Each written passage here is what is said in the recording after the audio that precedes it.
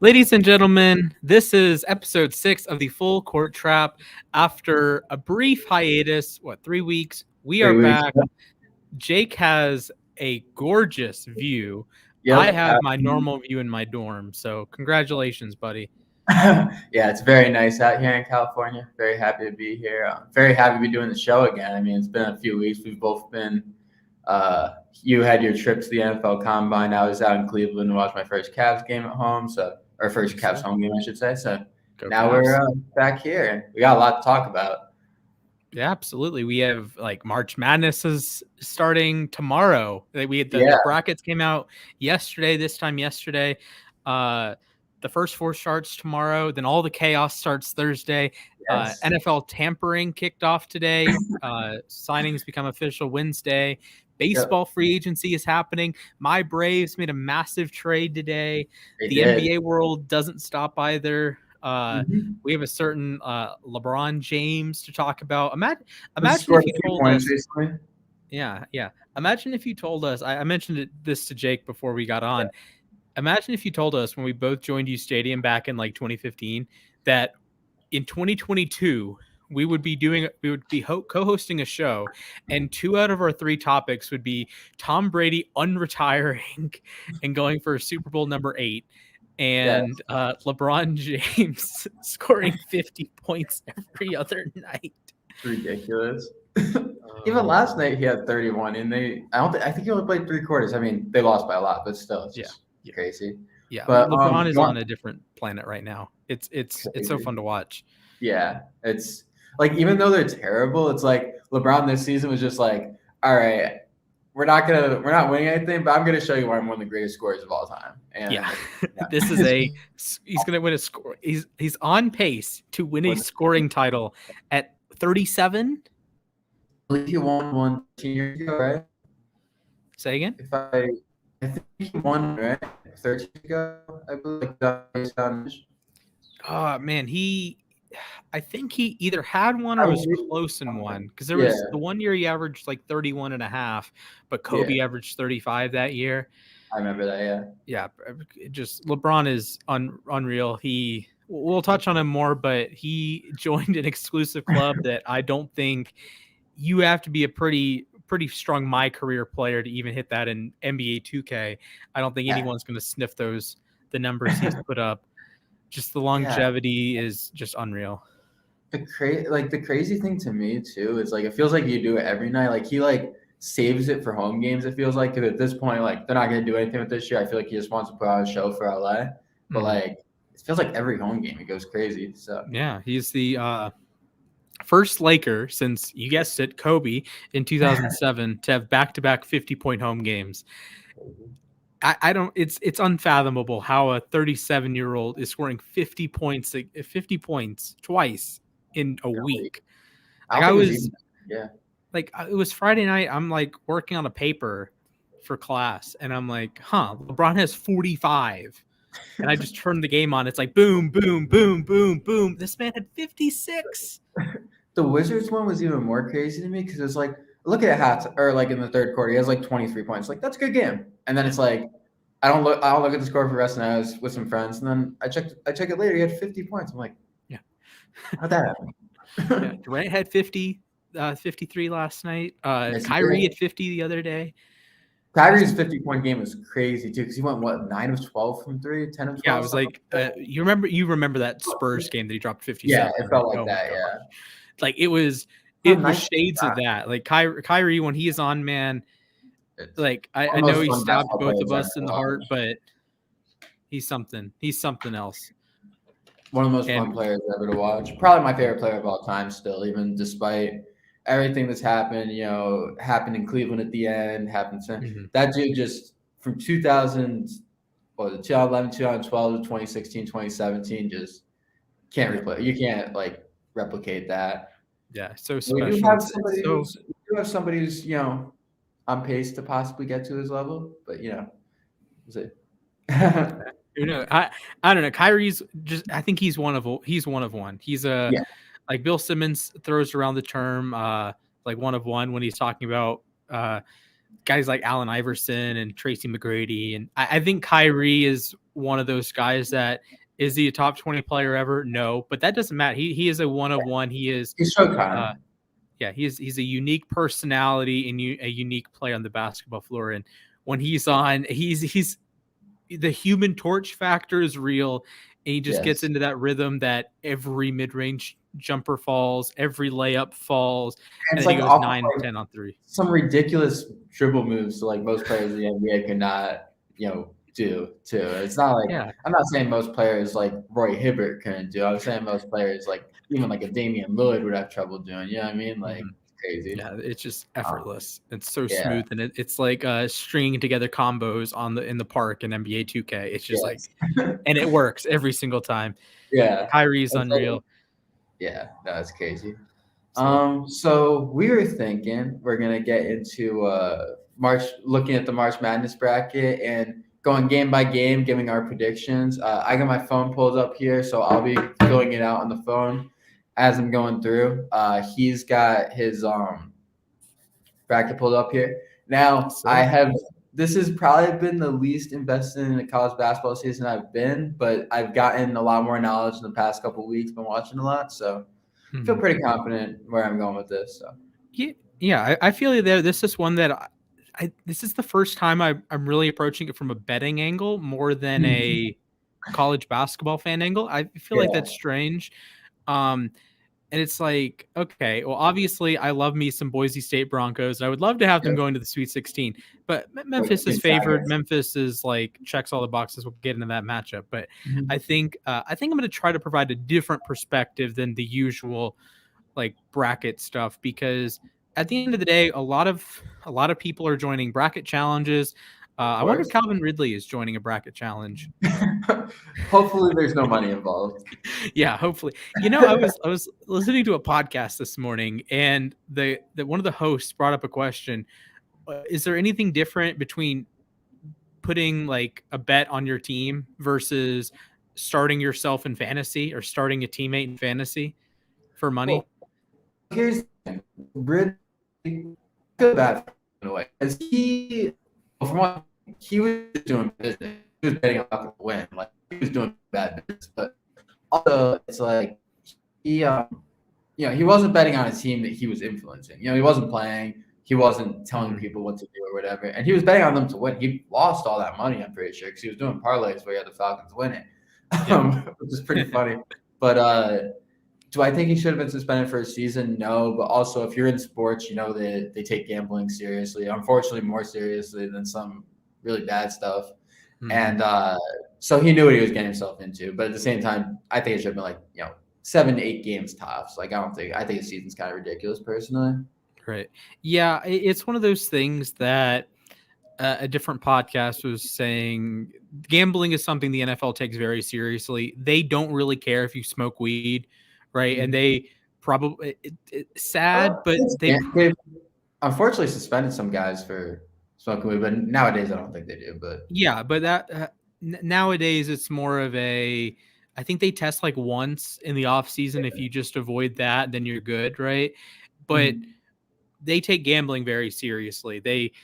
We've seen dozens of cases of genuinely awful things that these players do, and they get a 4-game suspension or 2-game suspension or 6-game suspension. We can have a laundry list of those, but Ridley gets a 17-game suspension. Yeah, I feel like it's almost like, and a part of me is okay with this. It's kind of like a if it's really proven, like if there's videotape and with this, it wasn't necessarily video, but there's strong enough evidence where it's obvious what happened. They feel more comfortable in suspending someone. For example, Ray Rice only got a 2-game suspension originally. Yeah, it was 2 games, but then he never played again. So yeah, just that could show to think about power. And then meanwhile, like Greg Hardy, who did, I don't like UFC legend Greg Hardy.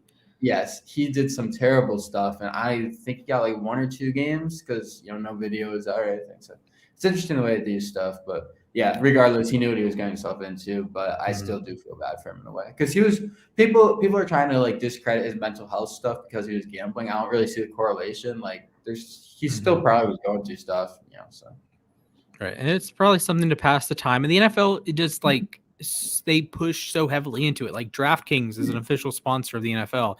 FanDuel is an official sponsor of the NFL. You watch any NFL game, you watch any NFL show, and chances are it'll either be sponsored by a betting site or a gambling site, or you'll see commercials. There's the Peyton and Eli commercial with like the Caesars commercial. Like there's 100 different avenues. And like, yes, it's a player should not bet on the game. We know that. And it's like the comparison is like Congress investing in the stock market or whatever, or like insider trading essentially. Like, okay, yes, we get the parallel there, but I don't know. It was such a strange notification to pop up. Yeah, it's just weird because he couldn't have done anything to affect it. It basically feels like it was a normal person doing it, except he was risking, what was he making, like $15 million a year? Was it something like that? Yeah, something like a lot of money. But I just he's risking a lot of money. I don't know. And I feel like he's a little bit of an idiot. He couldn't he have just told like a friend or something, hey, put some money on the Falcons for me or something. Like I don't know. I feel like there's contingency plans for these things, and I think NFL players in almost every circumstance need to take a second and realize, hey, there's probably a different way of doing this. Just breathe for a second. I feel like though he probably also wasn't completely in his right. I mean, he might still not be like completely stable mentally. But clearly, most players aren't just going to give up game salary. Like even if you're on a team that stinks, like people are like, oh, he was on the Falcons, that's why he didn't play. It's like that doesn't really make sense. Like if a guy's in the right headspace to play, he wants to make that money. You know what I mean? Like the Falcons were. I mean, terrible team. Like, they ended up winning 7 games. Yeah, they had a real shot. Well, yeah, I mean, they were 2 games out of the playoffs. 7th seed was so weak record-wise.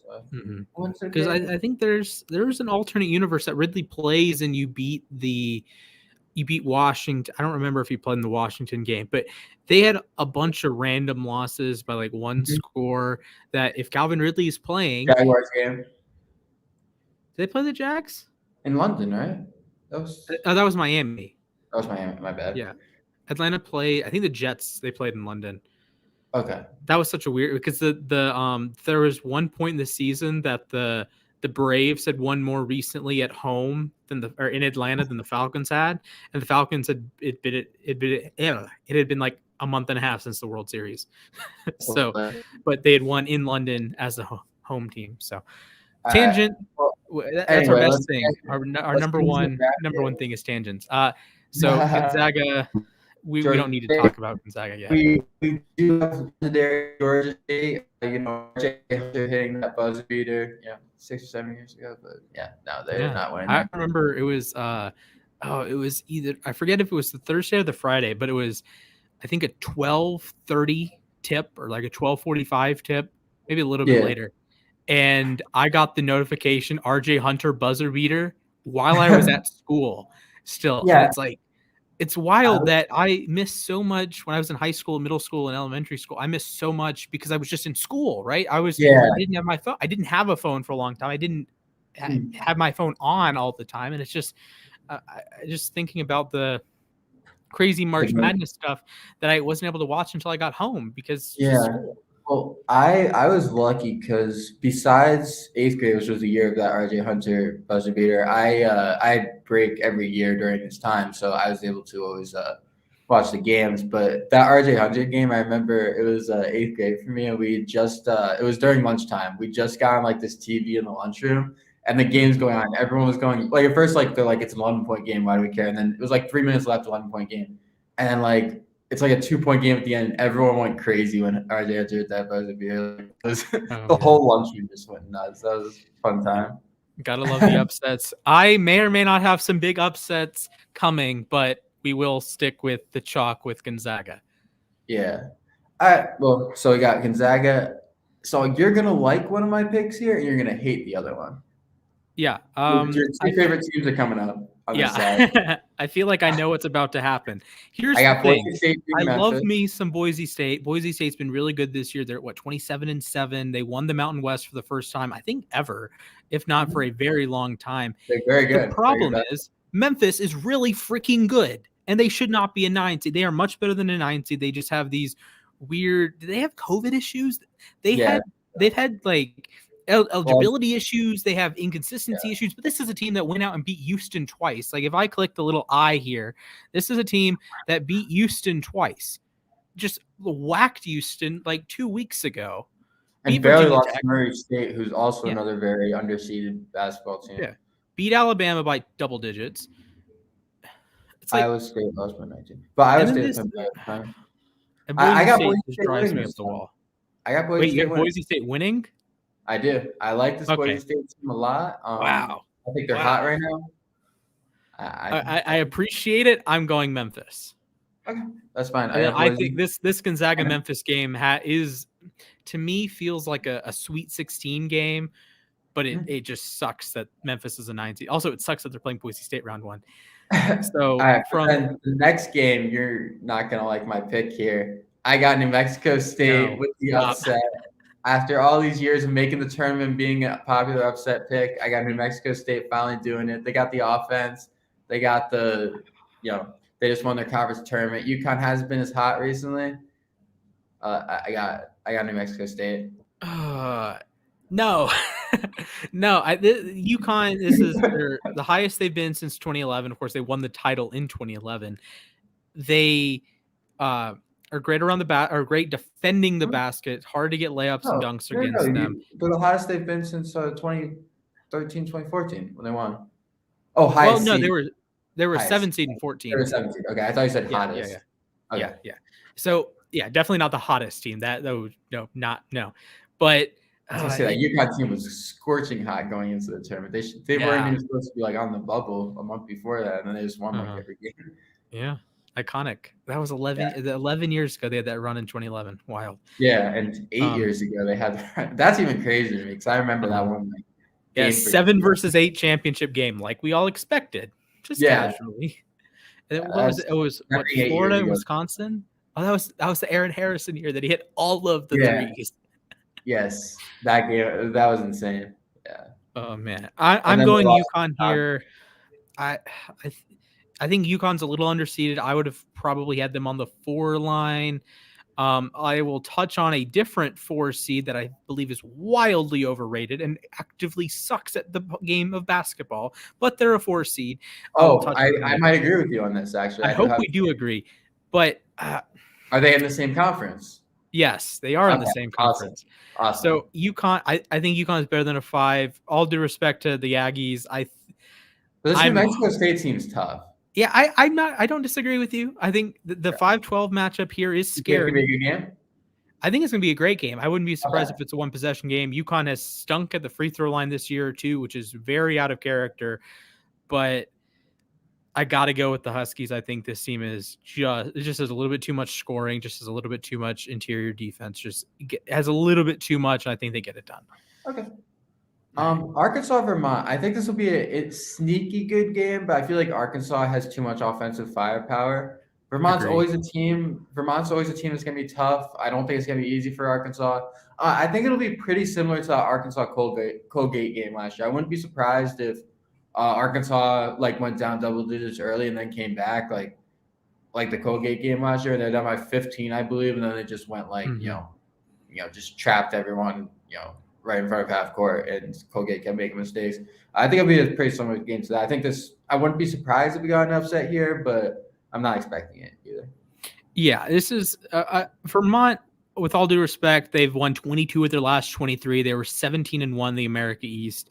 They're on fire, but the America East is very different from the SEC. And this is one that Vermont, the last 5 years, it feels like they've been either a 13 seed or a 14 seed, and they've been a super popular upset pick. They don't pull it off, very much like a New Mexico State or like a Yale. We'll touch on Yale in a little bit, but I don't know. Yeah. I think the Catamounts might be able to pull something here. I wouldn't be shocked if it ends up being New Mexico State versus Vermont in the next round, but I do think Arkansas is a little bit better than a 4 seed, and I trust them to get it done. Okay. Yep, that's fair. This next game, I don't have a pick for yet. I think if Rutgers wins, I got Rutgers winning. I think if Notre Dame wins, I got Alabama winning. But this Notre Dame team's so inconsistent. Like sometimes they looked amazing, and I then picked them sometimes to win the big. Or I picked them to win the ACC. Actually, they weren't number 2, right? They were the number 2 ranked team going into the tournament. I want to say they were really high. Like they were like at least 3. I think UNC was 2. No, and UNC I'm like, was 4. UNC was 4, really? I think. No, 3. It went Duke, Notre Dame. Okay. Who was the 3? UNC, Miami. Okay, gotcha.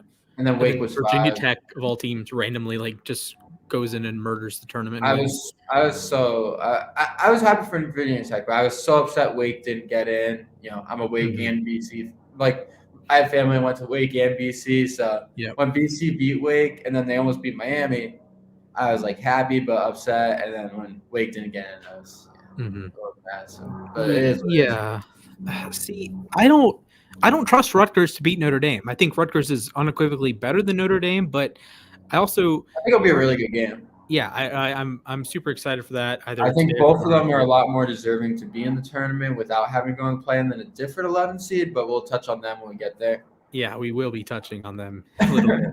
I'm going to roll with Alabama. I don't think Alabama is quite as good as they were last year. Definitely not as good as they were last year. They made a dominant run at the tournament even last year. And I think Rutgers is sort of that.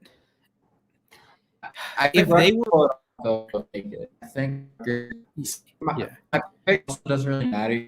The team here is going to whoever. So yeah. All right, we head to Texas Tech, Montana State. With all due respect to the Bobcats, they've got a 1 seed besides the 3 seed they're playing. Yeah. And also shout out to Troy Anderson, Montana State legend on the football team at least. I think Davidson's shooting is going to beat Michigan State. This Michigan State they haven't really impressed me this year. I like this Davidson team a lot. Don't be surprised if they make a run in the tournament. I think this is definitely like one of the underseeded teams that if they had just held off against Richmond in the A10 final, I think they're a great game, by the way. Yeah, excellent. I think they're an 8 or a 9. They're much higher, and they avoid this. Like Michigan State's like good because they're always good, but it's not. This isn't one of those juggernaut teams. Yeah, there's not really that much life to this team. It feels like there has been with other Michigan State teams. Other Michigan State teams really feel like they've had. Because Michigan State's had some teams that have been underseeded going into the tournament that have made big runs. Like 2015, they went to the Final Four and got murdered by Duke. Yeah, but this doesn't feel like that type of situation. They don't feel like they have much going on going into the tournament. So yeah, I think Davidson will beat them pretty handily, to be honest. In the same vein, if you remember that Murray State Marquette. Of course, the John Morant triple double. Crazy. Yeah, I think you'll get something similar here. No, I don't think you don't have John Morant playing this game, but I think it'll be a pretty lopsided, or not lopsided, but it won't be a game that's decided in the last minute. For sure, and I don't think we have to talk much about. I have Duke, but I do think Duke is not that great this year. They've had games that have looked really good, but it feels like for the most part, they're pretty mediocre against bad competition. They're pretty mediocre against good competition, compared to other Duke teams. Obviously, they're still a 2 seed. They're a very good basketball team, but, recently they had the bad loss to North Carolina. Even the way they got was just embarrassing for that season game. They got killed in the ACC final, not looking great at Syracuse or Miami. So I would not be shocked. If they go early. Maybe not in the first round. I'd probably be shocked they lost to CSU Fullerton, but we'll talk about the next game later. Absolutely. So do you want to jump over and keep doing round of 64 matches, or do you want to finish up the West? Yeah. Let's go keep round of 64 matches. I like doing it like this. Do you want to go to the Arizona region or the Baylor region? Let's go to Arizona region. Okay. I think it's pretty safe to say Arizona rolls over Wright State or Bryant. Though Bryant does have the leading scorer in the country, but yeah. I might be going to that game, though. Solid. I do know Bryant played one halfway decent team, a.k.a. Houston. They lost by 70. Wait, what? 70? Yes. Holy. Oh no, the Bryant. I believe it was 113-44. No way. Okay. I'm pulling up a different tab. Houston Bryant score. It was bad. It was 111-44. Sheesh, that's terrible. Wow. Lost by 57. Look, I know we're going to touch on Houston in a little bit, but I don't think that's okay. I don't think it's a good strategy to lose a game by 67. Yeah, and they only lost to Cincinnati by 15 the next game, which considering. To be fair, I was talking to my friend about this because he's been a lot more invested in the season than I have. He said that their leading scorer, who's the leading scorer in the country, if I can pull him up real quick, because I am not good with names right now. I think his name is Peter Kiss, averaging 25.1 points a game on 46% shooting. He came up really out of nowhere. Like, he didn't start off the season, shooting that great. He only averaged 17 a game last year. So he's really hot going into the tournament. I think they will beat Wright State. At that point, after the Cincinnati game, they were 3-6. They finished. They won 19 of their last 22. Granted, against weaker competition, but yeah, they're gonna lose to Arizona, but I don't think they'll get thoroughly embarrassed, like other 16 seeds can. Bear down, go Cats. All right. By the way, the Wright State is 2-point favorites. Interesting. Okay. Yeah. All right. Let's continue on through the South. Seton Hall and TCU. This is a weird one. Seton Hall is favored by a point. TCU is favored by like ESPN's Basketball Power Index. This is the bracket. These are the games that make the bracket so stupid every year. It's these 8-9 games. It's these 7-10 games. You have no idea where they're gonna go. I'll use Michigan State Davidson as an example. It does not matter who wins that game. Duke will beat them. I will put that out there. Duke will beat whoever wins that game. So it is totally and entirely irrelevant to the outcome of the tournament. But it'll destroy 50% of brackets because, I don't know, you don't know who's going to win these 7-10 games. Like, it's one thing for the upsets. Like, let's say Montana State beats Texas Tech. Okay, that catches everyone off guard. But just the stupidity almost of these 8-9 games, the 7-10 games, and some of the 6-11 games, this is so it's almost so pointless. I think you have a point, but I think you chose the wrong game because I think Davidson Duke will be very interesting. But, I'm just using that as an example. I think personally, I know you like this Memphis team a lot. I think Boise State Memphis is a better example. I think whoever wins that game is going to get stomped by Gonzaga. I think Memphis is going to keep it within 10. We'll see. I'm really excited to watch Memphis in the tournament. All right. We'll see what happens. I think actually Seton Hall TCU might be the best example because I think Arizona is unequivocally better. Arizona, yeah. I think this game is pointless. I think TCU has the athleticism of Seton Hall. I mean, Seton Hall's cool. I think TCU has the athleticism. I think they'll. And they've been playing well recently. They had that 20-point comeback win against Texas. They beat Texas towards the end of that season too. Yep. They beat Kansas as well. I think they got stomped by Kansas in the Big 12 tournament, but I like TCU in that game for sure. Yeah. I think I'm going to lean with the Horned Frogs. This is one that it's a coin flip essentially. Either way, yeah. Like that's the reason why it's possible to get perfect brackets because you can't win, 10 coin flips, in a row. Yeah.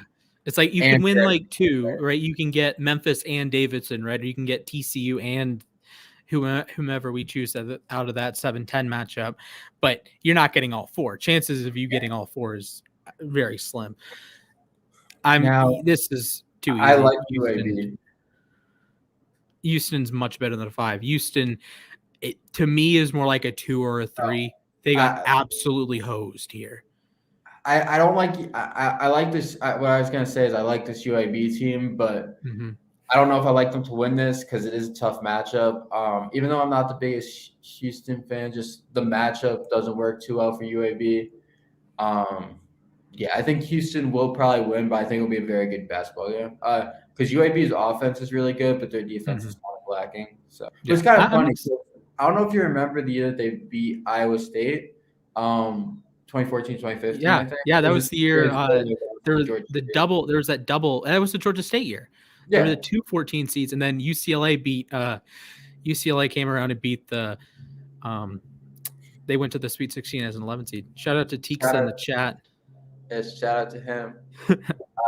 Also, he thinks Houston's winning the whole thing, which I don't actually disagree with. I don't disagree with you. Wow. Okay. Well, I do disagree with you, but I am not totally against your opinion, if that makes sense. That's fair. Yeah, so I'll take Houston there, but I think it'll be a very good game. Mm-hmm. Illinois Chattanooga. I think this would be an amazing game if Illinois hadn't got upset last year. I think usually when a team loses these type of games, it's when their focus is off. They're thinking, we're going to win this game. Not that, so many upsets have happened. It's hard to get like that overconfident, but right. I feel like Illinois, after losing last year, is going to play this more like, okay, this is our last game, rather than playing like, they did against Loyola Chicago, where it felt like they were left a lot on the floor. They only have one senior coming back from last year. I think most of the guys are new, but or only one senior. I think Chattanooga can too. I think I'd feel a lot more confident if Illinois hadn't lost last year, though. But yeah, I'll go with Illinois. I think it'll be a really good game. That Chattanooga buzzer beater in the what conference are they in? SoCon Southern. Yeah, that was the start of March for me. That was when I was like, okay, it's March now. Was when that buzzer beater was insane. I wish you could pull that up to show the viewers, because that one was just. I don't think I posted on the YouTube. I've been posting a ton of clips, NBA stuff, NFL stuff, MLB stuff. I don't know if I posted that one. I did post, was it Oklahoma and Kansas? No, Oklahoma and Baylor. There was a nice, really, really nice and one with like 20 seconds left that sealed it for Oklahoma. I did post that and got demonetized. Yeah. I hate like this like little pod with Houston, UAB, Illinois, and Chattanooga.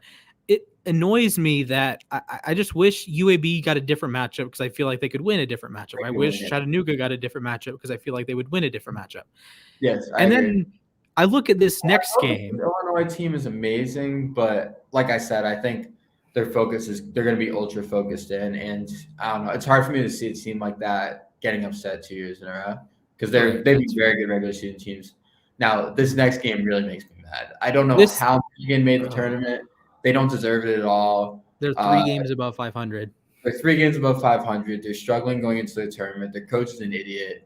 They do not deserve to be in the tournament at all. And it makes me so mad that they're in over a team like Wake Forest or Xavier.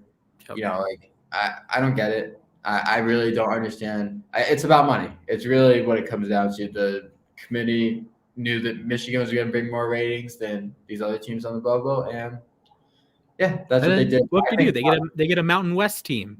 This Colorado State team, I feel like is underseeded. They've got a few like really elite players who I think they have one guy who's like top 5 in assists. They have a lot of good players. I think Colorado State wins this by a good amount. Sends Michigan home after 1 game. Xavier to Michigan, I completely agree. That Xavier team is nice.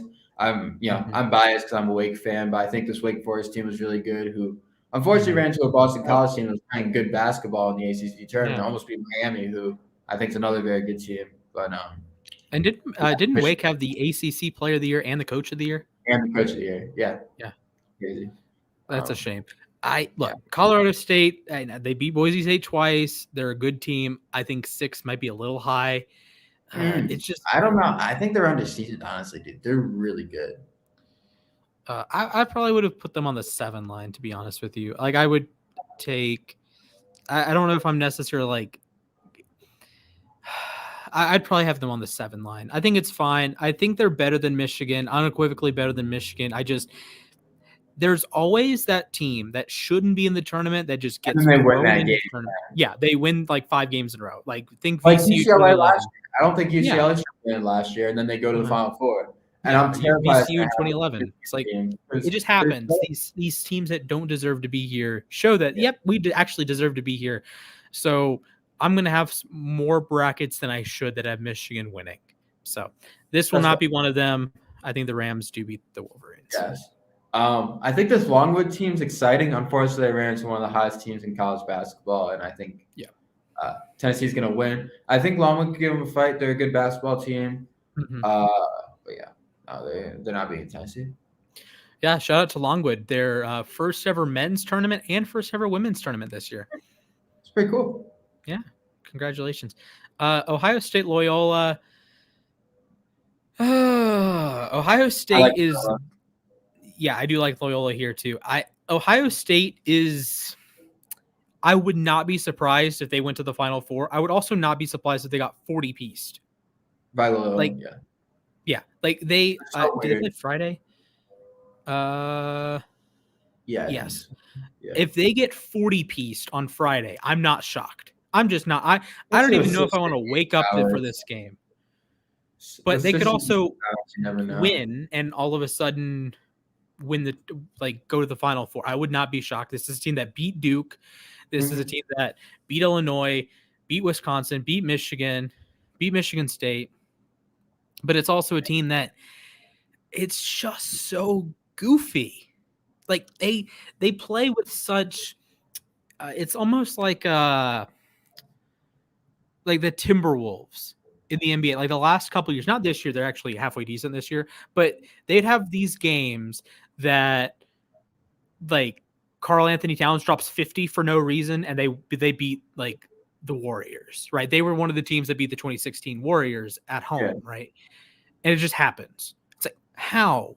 No one knows. But then the next game they'll go play, I don't know, the College for the Blind and lose by 30 for zero reason whatsoever. I think this Ohio State team is very much in that same range.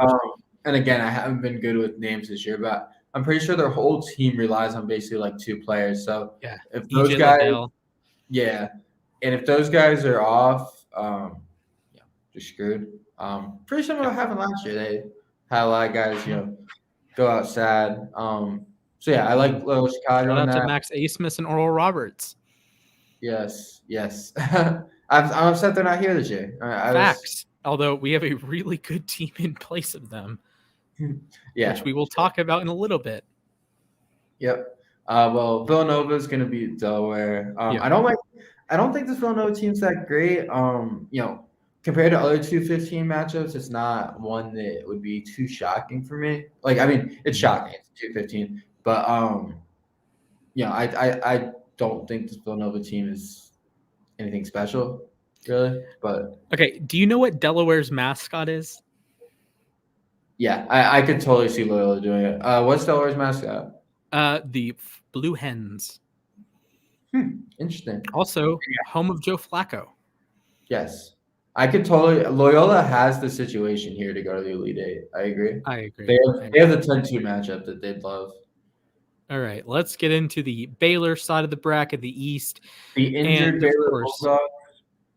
Huh?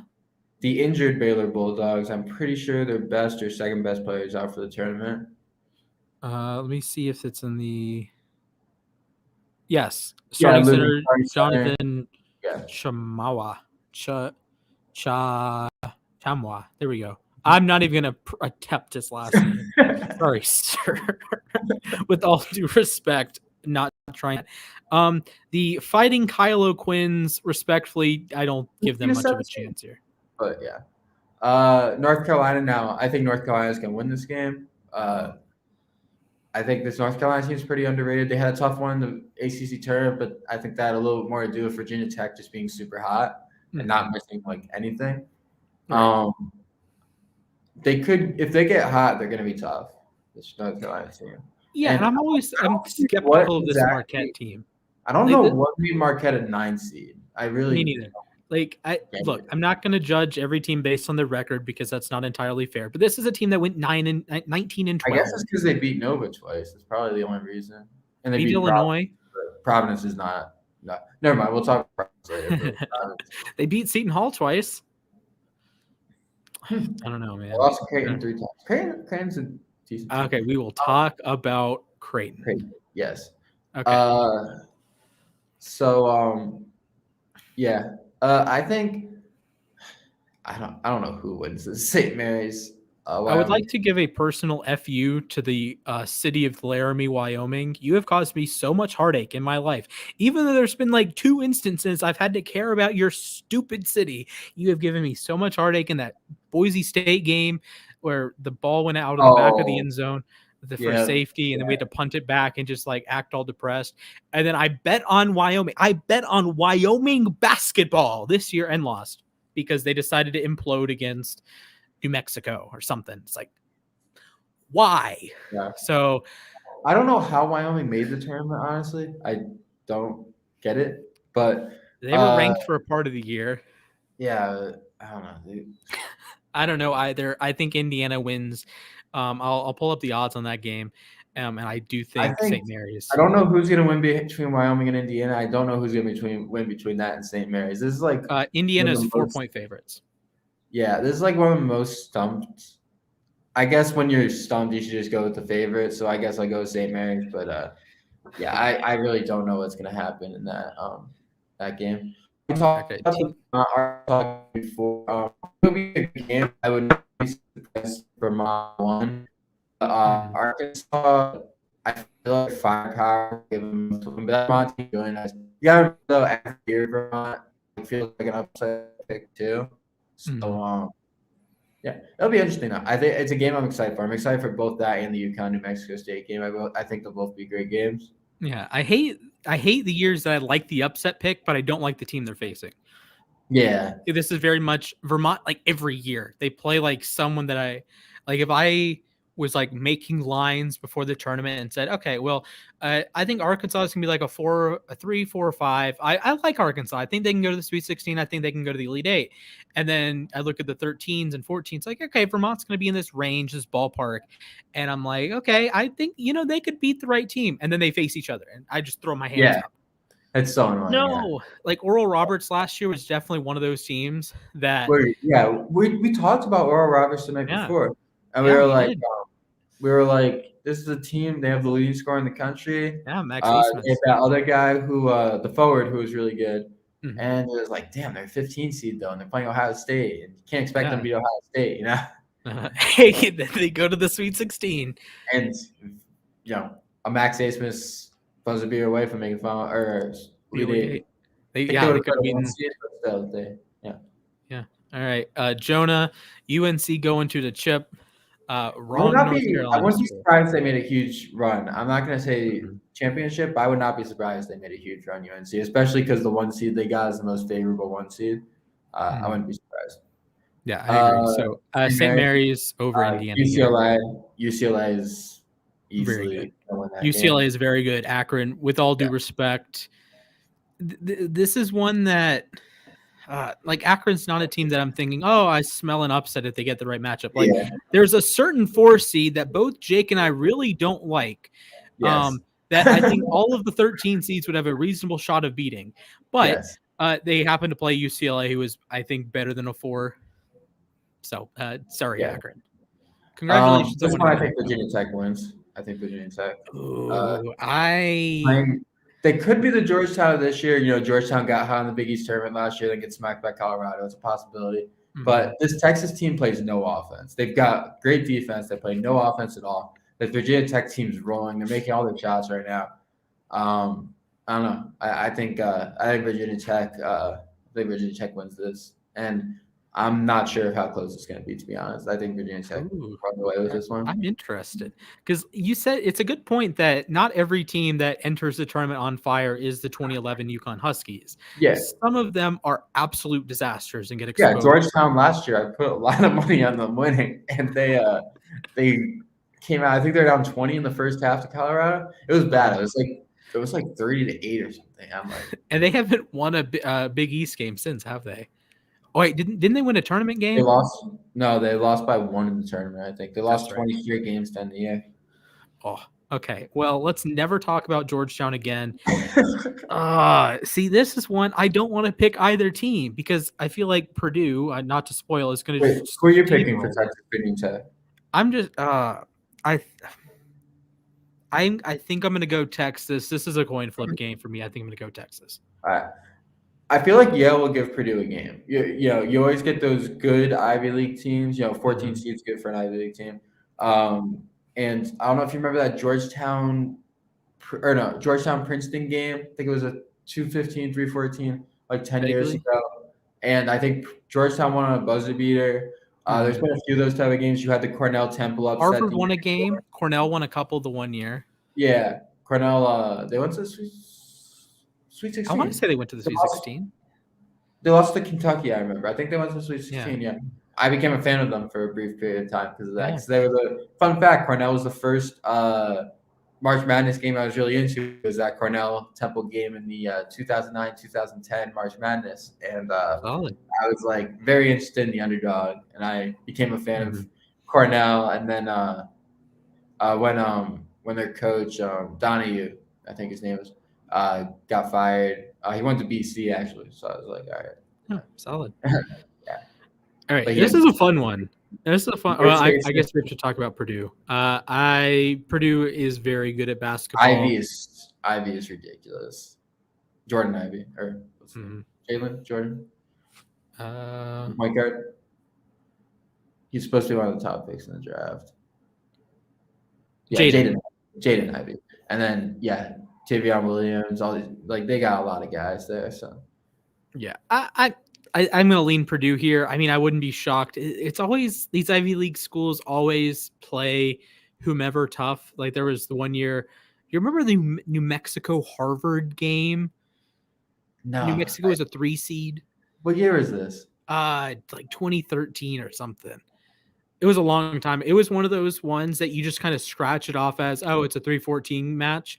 And then I think Harvard just took them behind the woodshed and whacked them. Sounds familiar, but I don't remember it off top. Harvard, New Mexico. 13? I think it's 2013. Yeah, it was March 21st, 2013. They won by 6. So they didn't whack them, but it's definitely one of those games that you think, well, New Mexico is just going to win this. And then you wake up the next morning because you're still in middle school and, wow, Harvard beat New Mexico last night. That was unreal. Yeah.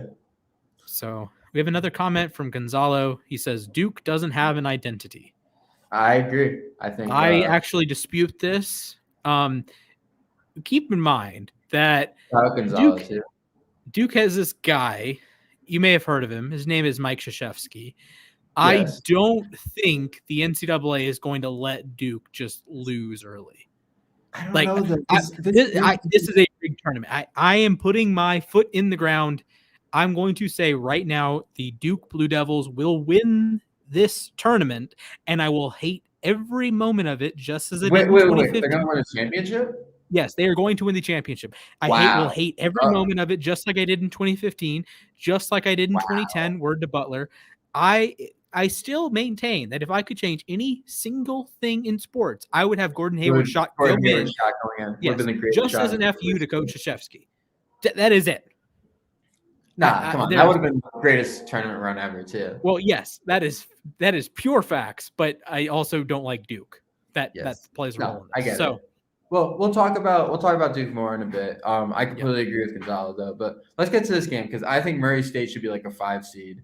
I agree. They are red hot. They won 29 out of 30 or something like that. They lost to Auburn. I don't know how Murray State got a 7 seed. They beat your favorite Memphis. Yeah. They beat the Mocs too. 30-2 this year. I think they'll win. I think they do too. Shout out to the Dons. A very fun game, but they'll win. First time they've made the tournament in 25 years, 30 years, something like that. Hold up. There was a no contest? Wait a minute. Whoa. What was the 7-10 matchup? Wait, I somewhat remember this now. In the last 2 tournaments. Was this last year? I think. Yeah, it has to be last year. It was a COVID thing. It was a COVID thing. Yeah. 2021. It was Oregon. It was the Oregon game. Oregon won. Oregon. Was it? Wait, hold up. Let me find this. I completely forgot about that. Yeah, Oregon. I don't recall this game at all. NCAA tournament. Well, because it didn't happen. No contest. It was gonna be a good game too. Who was it? Yeah, this game. VCU. VCU. Why? Oh my Lord! Imagine if you lost a perfect bracket because of that. I think there was someone who had like a perfect bracket outside of that for the first like round of this tournament. Yeah. Was it VCU that won because of it? I think it was VCU. VCU won because of it? Okay. Yeah, and the Imagine it was Ducks like a 16. Imagine it was like a 16-1 game, and the 1 seed had. They definitely would have covered that up. They would have like, "Nah, we can't." Yeah, for sure. I think they did that, and they may have done that with the playoffs in the NFL. That, like, I don't know, maybe Matt Stafford had COVID, but who cares? It's the playoffs. Yeah. Oh my goodness. Yeah. Kentucky St. Peter's. Poor St. Peter's because they're actually a pretty good basketball team, but Kentucky, in my opinion, might be the best team in the tournament. So. Ooh, you're coming with the hot flames. Okay. This Kentucky team's very good. I like it. All right, let's head over to the Kansas region, head into the Midwest. We're just going to move Kansas along against generic Texas school. So I had San Diego State last night, but then I thought about how hot Creighton is coming into the tournament right now, and I think Creighton's going to win this game. Yeah, I think Creighton's a lot better than a 9 seed. I think they are a team that if they were a 6 seed or a 7 seed, I would not have scratched my eyes or anything. Yeah. San Diego State's actually half a point favorite right now. San Diego State's a good team. Yeah, I mean, I agree. I agree. They did lose to my Boise State Broncos in the Mountain West title game, but I'm going to roll with Creighton here. I think they're it's one of those games as a coin flip, though. Yeah, absolutely. Iowa, Richmond. This Richmond team is really fun. This is a really fun Richmond team. Unfortunately, Iowa is one of the hottest teams in college basketball right now. 9.5 point favorites. Yeah. I think they'll win. I think it'll be a 1-possession game, though. Like, honestly, I think this will be a really, really good basketball game. Now we get to Providence. Oh my heaven! Okay, let me say this. I've watched 4 Providence games this year. First Butler game, second Butler game, third Butler game, and the Creighton game. First Butler game, they win by 7. Butler sucked this year, and they barely won that game. I was like, all right, it happens. Close game. Second Butler game, Butler loses by 1, and there were some very questionable calls down the stretch of that game where Butler game. And then the day before game about after this, Butler by 3 his whole arm no foul. It was like in the half. I forget. There was no foul called, and then Providence ends up getting a bucket, and then they get a 3 to take a 2-point lead, whatever. But this is a bad Butler team. Like, this Butler team is not good this year. And then the next day, I think Creighton went on like a 31-2 run and won that game blowout. I am not impressed by Providence at all. I think South Dakota State is the perfect upset team. They got the scoring, not a terrible defensive team. I think South Dakota State wins this game. I wouldn't even be surprised if it was a blowout. I want you to guess the spread. Providence by 3. Providence by 2.5. Wow. This is a 4-13 matchup. I just said, the 5-12 matchup in this region is a 9.5 point spread. Yeah. The 5-12, a matchup between two teams that are theoretically closer together, but oh my heavens. I'm going to look at the other 4-13s in the meantime, but Illinois, 8-point favorites over Chattanooga, Arkansas, 6.5 point favorites over Vermont, and UCLA is 15-point favorites over Akron. But you're telling me that Providence is a 4 seed and South Dakota State's a 13 seed. This is Providence is a 7 seed, in my opinion. Yeah, this Providence team. Like, here's the thing. They are 11-2 in games decided by 5 points or less. Congratulations. I don't think it matters. I think South Dakota State is going to run them out of the gym. I think they win by double digits. I don't. Man, teams like Providence really annoy me because they were the number 1 team in the Big East this year. And they go 25-5, and they have all, oh yeah, we're Providence and we're this top 10 team. No, you suck. You legitimately are not good at basketball half the time, and it just annoys me. And they win all these close games, and it inflates their record, and they're barely beating good teams, and they're losing to weird teams. It's like, come on, no. Would I be shocked if they won? No, but they're not going to beat Iowa. I know that. Yeah, I know that too. Yeah. So could they beat South Dakota State? Sure. South Dakota State is perennial choke jobs in the tournament, but whatever. Yeah. The Iowa State LSU game is very interesting. Both teams are coming to the tournament struggling a little bit. LSU struggling a lot more. Iowa State. I think Iowa State will win. I think it's a toss-up, but I think Iowa State wins. I'm going to throw this out there. LSU is a bigger favorite against Iowa State than Providence is against South Dakota State. What is this, like 4.5-ish? 5. Yep, it's 5. Well, I'm taking a double upset here, actually. Yeah, all right. We have back-to-back upset. You go Iowa State. I'm actually taking a triple upset, actually. I didn't.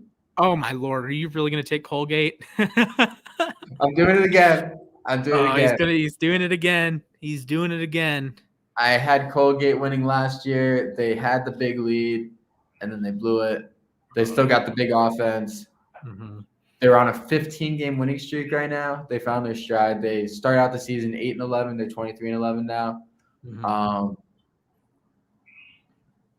I think Colgate pulls it great off. 3-point shooting team. 41% on threes. Yeah. I think it's a perfect upset. I don't think Wisconsin's the most impressive team in the world. It's funny. I've said that with a lot of higher seeds this year, but I feel like there's a lot of fraudulent basketball teams this year. Like, honestly, I agree. I think there's there's any clear-cut winner at all. Like, nobody. Like, there's like 10 teams who could win this tournament. I wouldn't be surprised at all. Mm-hmm. I agree, and they're not like all 1s, all 2s, and then 2 3s. Yeah. Like, there's like, I think I would throw Houston into that group. I would throw UCLA into that group. I think they would be like, I don't love Auburn as a 2 seed, right? I don't love Wisconsin as a 3. I would take UCLA, and I'm tempted to say I would take Creighton over Wisconsin at this point, but I don't think that game is going to happen. It might. I don't think it's going to happen. I do think Wisconsin beats Colgate, though. I think Wisconsin. I think it's okay. Colgate could have a game that they go 17 of 34 from 3 and just run Wisconsin out of the gym. I wouldn't be shocked, but I do think last year you saw the Arkansas game with where Colgate. They started out just shooting lights out, and then Arkansas tightened up the defense and they struggled. Yeah, and if I think if you have one of those like 5-minute cold streaks, I think Wisconsin is going to be steady enough scoring the basketball that they're not going to score every time down the floor, but it's going to feel like they score every time down the floor. And it's just that 5-minute cold streak is going to be 10 run. I agree. But also I feel like, by the way, our Cavs are starting right now, just for go Cavs. To let you know. But it's already 7 Eastern. Yeah. But what was I gonna say? I feel like with the Cavs, sorry, I just got so I feel like with the Cavs, I feel like the same thing with Colgate on a smaller scale, where I feel like you need that experience, losing the way they did, to finally win one, which is a big reason why I want the Cavs to make the playoffs, even if they're injured and whatever. Want to make sure they make the playoffs this year, because that experience helps you for the next season. I feel like Colgate's more prepared this year to do it. And like I said, if Wisconsin wins, I would not be surprised at all. But we'll see. At least 6 Big Ten teams. I agree. There's a lot of interesting choices coming out of the Big Ten this year, that's for sure. Michigan's yuck. Indiana's weird. Rutgers is weird. Iowa's really, really good, though. I like Iowa a lot. Wisconsin, I mean, would you be mad if like Iowa and Wisconsin were just swapped? If Iowa and Wisconsin, no. I think Iowa's better than Wisconsin. I think so too. Also, we appreciate the love there, Will. Thank you, Make Will. sure you tune into Will's show Wednesday nights at 5 Eastern. Yeah, shout out to Will. That's an OG right there. Yes, sir. All right. I like Miami in this game. I think their offense is really, really good. Yeah, I think they'll win this, and I wouldn't be surprised if we got an upset next round too with Miami. Yeah, I'll be the first to admit I didn't watch a ton of USC this year. I watched the game against Arizona. They got run around. And I watched the game against Oregon State. And I kid you not, I don't think I've ever seen a college basketball team play as poorly as Oregon State did at the end of regulation, both overtimes. Wait, they went to overtime with Oregon State? Yes, the 3-22 Oregon State Beavers that I don't think had ever looked at a basketball before playing against USC. I turned it on maybe 5 minutes to go, something like that. And it's like, USC should be running circle. This should be a 40-point game. This should be like Bryant and Houston, what I'm talking about. And I was baffled. I know Oregon State had some games throughout the season. They played better than that. I know that. And 3-22 is not necessarily fair to them. But I also know that there is a huge talent gap between USC. Also, is it Isaiah Mobley that's on USC? I want him to be a cab next year. Of course. You think USC is this top 15 school. They're going to the tournament. They're one of the best teams in the Pac-12. You think they would handle the business. They would handle their business against Oregon State up in Corvallis, and they just sucked. Mm-hmm. And Oregon State was somehow worse, but it just went to overtime. It went to double overtime, and I'm thinking Oregon State has if a team takes a 2-point lead in overtime, the game's over. The game is over because neither team could hit a shot. Neither team, if they hit a shot on one end, they like make some dumb decision on the other end.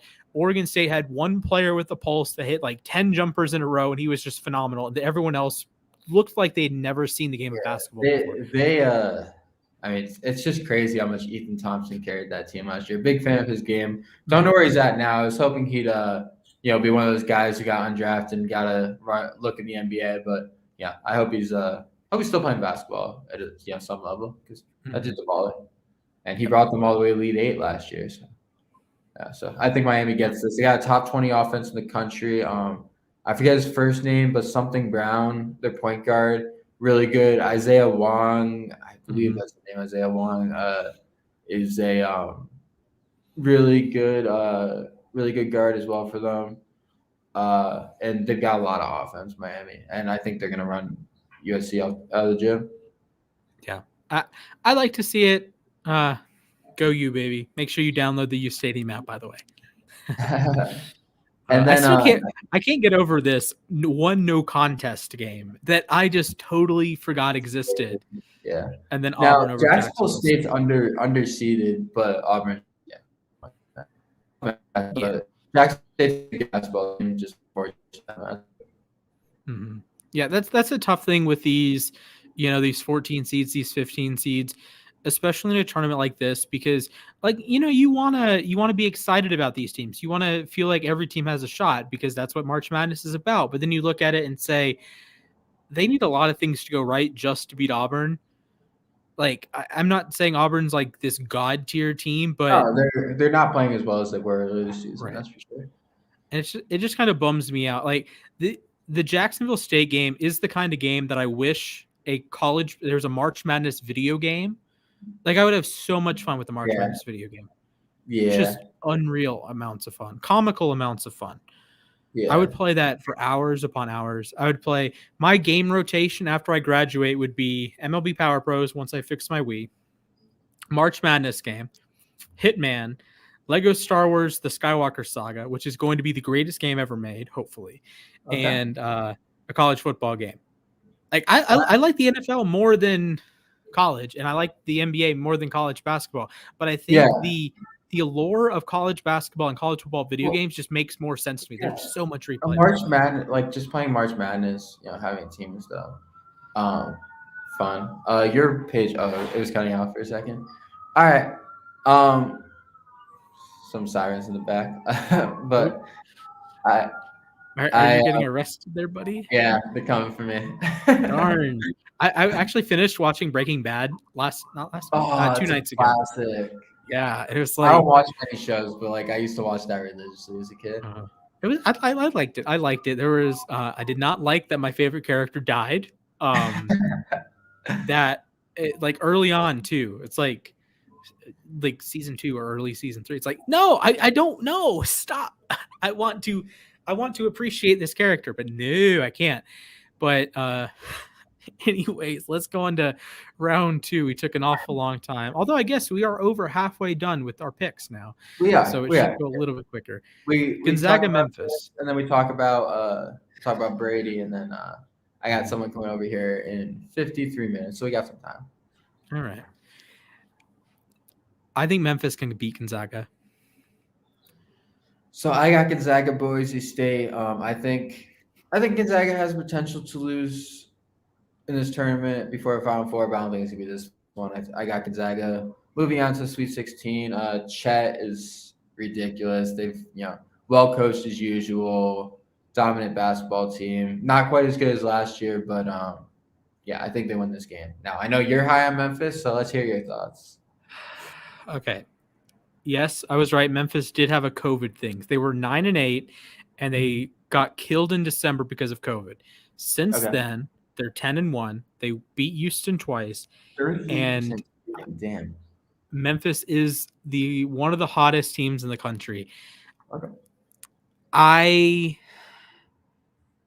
think they do it. I think Memphis beats Gonzaga. I think we have another year of what the heck is going up and what the heck is going on up in Spokane. I think we have another year of that. Okay. And they cycle through some more 5 seeds, some more 5 stars like Chet. He's going to go number 1 in the draft or whatnot. And it's like, I think this Memphis team, I think they have this swagger about them, and they're red hot. Like I said, they've won 12 out of their last 14. They beat Houston, a very good Houston team, I might add. But I don't love the feeling I get out of Gonzaga. Of course, they could win the darn tournament. I'm not gonna say they're not gonna do that, but I like what Memphis brings to the table, and I wish they weren't a 9 seed because they're gonna eliminate Boise State. All right, fair enough.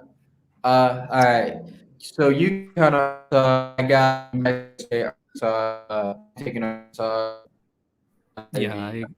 Gonzaga. As much as I want to take my beloved Huskies, I do think this is I think Arkansas wins here. Okay. I think they're just a tiny bit better. I think they're like, if these two teams were on the same line, I wouldn't have been shocked, but I think UConn's more like a 4, but I do think we're a little bit robbed. This is a round of 32 game. It's going to be a really good game if it happens. But I would lean Arkansas. All right. I love this Texas Tech team. I think they're a 1 seed disguised as a 3 seed. I think they're a lot better. I don't think Alabama's as good as a 6 seed. Yeah. And then Gonzalez going to like this pick. I think Davidson shoots lights out.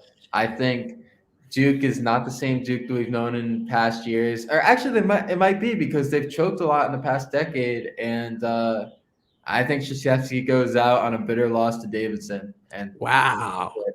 That's going to be Krzyzewski's career. That is sadly not going to happen. They're going to win the tournament. And that disgusts me to say that. But anyways. All right, Arizona. I think Arizona rolls over TCU. I think Arizona rolls here too. Even though they have one guy who's injured, they have a very deep basketball team. I think they get that done.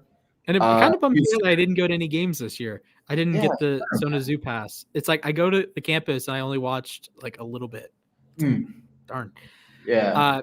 Houston is criminally underrated. I think they're a much better basketball team. Yeah, I got Houston being Illinois. I don't think they're as underrated as you think, but I think they're better than. I think they are a top 10 team in the country. Like they are a legit. If they beat Arizona, like Arizona, Houston, as far as I'm concerned, is the winner goes to the Final Four. I'm about it. I'm going to switch to Houston pick. I'm taking to beat. I don't know. I think I'm assessing out to feel right. Even as much as I want it to happen, I'll take Duke over Davidson. Switching that pick. I feel like it's early enough where I can still switch it, right? So yeah, you're fine. Yeah, I'm switching that pick to Duke winning. I think they'll at least make Sweet 16. All right. I don't want to spend any more time talking about Colorado State. Really? You don't like them? It's just Mountain West bias in me. I find them incredibly annoying. Like I said earlier, I think they're a little bit overseeded. Look at the 81st in BPI, but they're a 6th seed. Explain. They got a lot of firepower though on their team. This is fair. They beat my Broncos twice. They beat St. Mary's. They beat Creighton. The red hot Creighton. Creighton Blue Hawks. Blue Jays. They beat Wyoming once. I think, but I think whoever wins, I think Tennessee is going to win that game too. Mm-hmm. I think it'll be a lot closer than you think, but and then I think Sister Jean does it again. Loyola Chicago moves on. I agree. And I don't trust the Big East this year. I don't trust the Big East either. And I think Loyola Chicago's been there before at this point. They always have these crazy runs. Now, it almost feels like the last 2 times it's so unprecedented. This time it feels like everyone thinks it's going to happen. Yeah. And although last year's team, they were, if I recall, they were like a top 10 team by like advanced metrics, and they ended up being an 8 seed. They had a lot of that stuff on their side, but still, that Illinois team looks so good. A lot of people had that Illinois team winning it all, and they came out and smacked Illinois. Then they lost to, wasn't the 8-12? They lost to Oregon State, right? Yeah, that's right. They did. I couldn't believe that one. I just totally wrote off Oregon State last year. I just couldn't believe it. I know you didn't write them off, but I totally wrote them off. No, I did before the tournament, but then when I saw that I believe they beat Tennessee first round. I was like, this is a good basketball team. Basketball team. All right. It really sucks that they couldn't build on that because, it sucks seeing the team were a disaster all the way up here to, just back to the bottom like that. Which region you want to go to now? Let's go to the Baylor region, the East. Right. Man, you have North Carolina. I really hate the years that I have multiple ones get upset in the second round because it usually doesn't happen, right? It happens later in the tournament that these 1 seeds lose, but it has happened before. There was that year where Nova lost to UConn, right? Oh, I guess they were a 2 seed. Yeah. They Nova lost to Wisconsin that year too. Nigel Hayes, yes. Yeah. And then who else? Was it Xavier beat Gonzaga? Was it that? Something like that. Uh-huh. And then the next year, it was Florida State, right? I don't remember. I just remember it happened twice. I don't even remember who it was. I think it was Florida State. Okay. And then it was something chaotic. Anyways, this is one year that I'm looking at the Baylor North Carolina game. I'm looking at the Kansas Creighton game. And I'm like, I don't think both Baylor and Kansas make it out alive, but I don't know which one loses, and I don't think both of them lose. I think Kansas is better than Baylor, even though I'm not a Bill Self fan. They've choked I think you're right, but I think also Creighton's better. Actually, that actually works to your point that Creighton is a better basketball team than North Carolina, but I think Kansas is better than Baylor. So I'm taking North Carolina, and my other pick will be the other way. And then you know what? I'm going to go back and change. I'm going to say Gonzaga over. I'm not going to pick 3 1 seeds to lose. I'm just not going to do that. Fair enough. Yeah, that was what I was thinking with the Davidson thing. I was thinking if I pick this, Loyola Chicago, and then a couple other picks I want to make down the line, I don't know how well that's going to work. So yeah. Okay. St. Mary's UCLA is a much better game than than a round of 32 game. I think UCLA destroys them. I do too, but I think this is a game that I think this UCLA team is just really, really good. Yeah, I feel like we're robbed. I think that's I think we should have gotten a better game there, but oh well. Texas, Purdue. So here you have Texas, Purdue, I have Virginia Tech, Purdue. It doesn't matter. We're both taking Purdue. Yeah. It's funny how we have this 3 versus 6/11 seed that we have such an easy time choosing, and then in the first round we're like, yeah, Yale has this.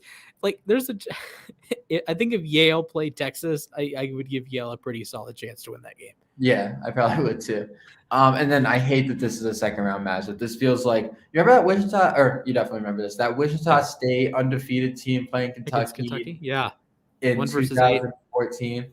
This feels like that game to me. I think this game will be a classic. I think this really good matchup, and I think Kentucky wins. And might go on to win it all, but I think this Murray State team was incredibly sadly you can go 30-2 and still be a 7 seed. But especially with the seasons that Murray State's had in the past too, I think Murray State should be at least a 5 seed. That's sad. I'm gonna do it. Let's ride. All right. Oh man! All right, Kansas, Creighton. I've Kansas. I've teased this for long enough. Creighton gets the job done. I said I don't trust the Big East. I do trust Creighton. I may or may not have Kansas go out next round anyway, so it might not matter too much. Iowa beating South Dakota State. Yeah, agree. Yeah. Sorry, Jackrabbits. Your run eventually ends. Yes, I have Colgate beating Iowa State. I think the run continues. I think Colgate makes the Sweet 16 run. Oh man, this is going to be a legend. If they're the Raiders, right? If the Raiders do this, this is going to be the greatest clip in the history of uState. Wisconsin, I think, beats Iowa State. I think Colgate makes the run. I really want to pick Miami. I do too. I think Auburn wins. Wait. Let me check my picks real quick. Just see how far from normal I'm getting. Okay, so I had 10. Hey, Auburn's one of the teams that beat Murray State. I had 3. Let's see. I had 3 out of 4 1 seeds winning. Screw it. Got Miami. Oh man. Okay. Miami Colgate Sweet 16, 10-14. Let's do it. I can't say that. Actually, can I check if that's ever happened? I think I can. I'm gonna go back and change those picks, but I don't think this has ever happened. Oh, no, it happened once. Our boys, our Friars beat Chattanooga in 1997. Yeah, our Friars. I don't know about all that. Yeah, even though we both hate them and think they are absolutely trash. That's really cool that they do that. But I just love the way Miami plays offense. I don't think they'll lose to USC. I think that Auburn game is a very, very good game. And let's do it. All right. Sweet 16. Let's go. I got Gonzaga beating Arkansas. Yeah, I think so too. It's like I think Memphis might be better than Arkansas. Like I think if Memphis, I think the winner of Gonzaga Memphis goes to the Elite Eight. Okay. And if it wasn't for Duke having the Coach Krzyzewski rigged tournament, I think the winner of Gonzaga Memphis goes to the Final Four. Oh man! But like I said, I think the final Krzyzewski tournament does end to a Texas Tech team that is deserving of more than the 3 seed. Very good basketball team. And I think Texas Tech gets it done. And right, that would be a really fun Gonzaga Texas Tech game. That would be a great basketball game. So we're moving on to where we're moving to Arizona, Houston now. Oh man, this is Arizona this is the problem with college basketball because there's so many likable teams. There's so many teams that you think are good, and then they end up playing each other in the Sweet 16. Like I think Arizona is the second best team in college basketball behind Gonzaga, and I think if they were the 1 seed in any other region, they would probably be in my Final Four. But they just so happen to play a team that I am really, really high on in Houston. So I got Arizona win this game, but Houston's been there before. They went to the Final Four last year. This is Tommy Lloyd's first bite of the apple. I think long term Arizona is going to be back, but I think Houston can get it done. I think Houston can make another nice run this year. Elite Eight or last year, Houston. Did they not go to the Final Four? Maybe they did. Yeah, they did. They beat Oregon State. They beat Oregon State. You're right. Yeah. I had money on Oregon State. It pissed me off. Yep. Yeah. The only 5 seed to beat a 1 seed in the last 10 years is Auburn over North Carolina. Let's check the Cavs score really quick. Hopefully, up 16-15. Is Karis LeVert playing? Of course he's not. Wait, Lamar Stevens is starting? I thought LeVert was supposed to play today. Wait, maybe he's coming off the bench because it's only 6 minutes in. Yeah. I'm happy. I know Dean Wade is out. Oh, Stevens just hit a 3. Awesome. Nice. Wait, hold up. Little quick intermission to check on our Cavs. Cavs. Karis LeVert. Apparently Indianapolis wanted Watson. Oh, Karis LeVert and Laurie Marketing are available. Awesome. Okay. Nice. So he'll be coming in soon. That's awesome. Okay. Good. All right. Well, I think both of us have the Tennessee Loyola matchup, right? Yes, and I got Tennessee winning that. I do think, at a certain point, the luck comes to an end. Or not luck. They're a good basketball team, but I think their run comes to an end there. It was funny that Loyola is now I guess a known commodity, but they didn't make a tournament for decades. It's crazy. And then they make this magical run to the Final Four, and then they're back 2 years later. It's it's crazy. Madness. March Madness. I do have Tennessee winning that game though. Yes. Okay, so moving on, I got UCLA beating North Carolina. Yeah, same. And I got Kentucky beating Purdue. Every ounce of my body is telling me to say let's ride, but I'm gonna take the Boilermakers. Yeah, okay. I like the Purdue team a lot. I would not be surprised they beat them, but let's go. So we're back in the upset region for me, and why not take another upset? Iowa coming to the tournament hot, beating Kansas in the 5-1 game. I'm going to go with another upset. I'm going to take Creighton over Iowa here. As a 9, okay, so 9 seeds have actually won 2 out of 3 games, including Kansas State over Kentucky.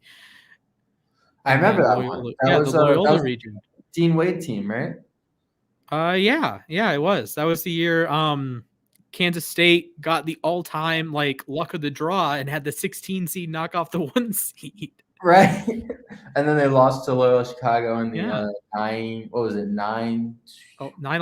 right? 9-11, yeah. They got curb stomped in that game, didn't they? And, who did Illinois Chicago lose to in the Final Four that year? Michigan? It was a close game, I think. No, Michigan. No, wait, no. Or was it Villanova? It was either Villanova or Michigan. Wait, let me check. Chicago. Wait, Loyola Chicago. Loyola Chicago Final Four. Wait, didn't Syracuse make the Final Four in 2018 as well? Or is it? Well, I guess they made it in 16. I know they made it in 16. Shoot. Yeah. Or they can't. Heartbreak. I remember this was a good game. Let me see. 69-57. Okay, it wasn't that close. Was it Villanova or Michigan? But Illinois Chicago was up by double digits in the second half. Though it was Michigan. Was that the year? Was that 2017, 2018? Yeah. Was that the year? Was that the year Michigan destroyed Nova? No, that was the year Villanova won again. Oh, okay. I don't know. I get those years confused. Michigan won one where they just. Oh no, Villanova destroyed Michigan. I'm sorry, I got confused. Yeah. Okay. And then so now you've got a normal matchup here. I got the 10 Miami against TC. I think Colgate's Cinderella run to end here. Miami in the Elite Eight. Wow. That's all I got to say. Wow. I'm going to go Wisconsin over Auburn. I don't feel great about this matchup. I don't think both Wisconsin and Auburn are top 16. I don't think either of them are top 8 teams, but one of them has to be here. If that makes sense. Oh, so you're having Creighton go to the Final Four. I can already see that coming. Oh my goodness. Am I really going to have to pick Wisconsin? No. This is not ideal. Okay. Well, like I said before, I think Duke beats Gonzaga again. Texas Tech beat Gonzaga in a classic matchup to get to the Final Four. Which might be the best game of the entire tournament. Yes. So it might be.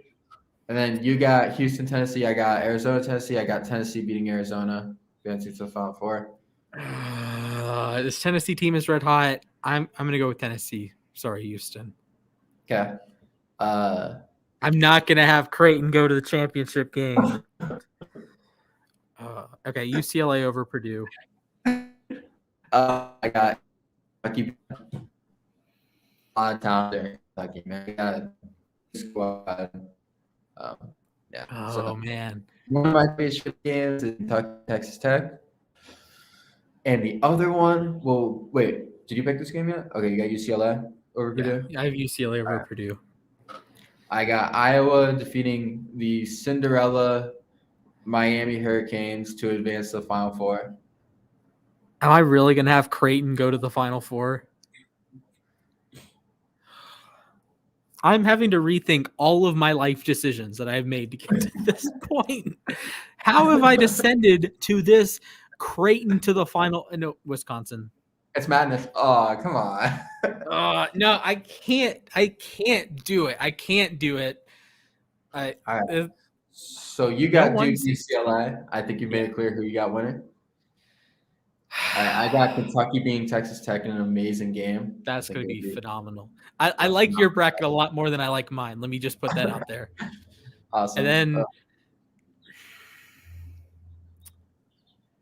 I think it's only fitting. Wow.